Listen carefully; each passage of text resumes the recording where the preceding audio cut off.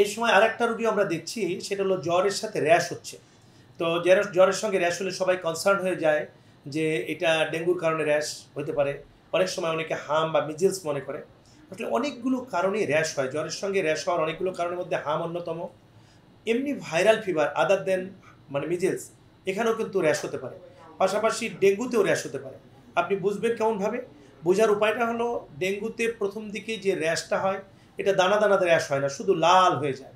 Virus হামে যে র্যাশটা হয়, সেটা দানা দানা র্যাশ হয়, এবং হামে প্রথম দিকেই র্যাশ হয়, জ্বর অনেক বেশি থাকে, প্রথম মুখে র্যাশ হয়, তারপর পুরো শরীরে র্যাশটা হয়, তারপর পুরো শরীর ছড়ায় যায়।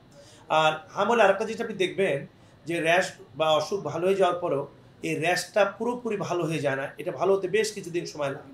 আর অন্য জ্বরে, যেমন অন্য কমন ভাইরাল ফিভারে, ইনফ্লুয়েঞ্জা ফিভারে, অথবা দেখা গেল যে হামের কি বলে ডেঙ্গুর ক্ষেত্রে আপনি র্যাশ যদি দেখেন, প্রথম দু এক দিনে অথবা আপনি দেখবেন যে পুরো শরীর লাল হয়ে গেছে, চোখ হয়ে গেছে, দু এক দিনের মধ্যে এই র্যাশটা চলে যাবে।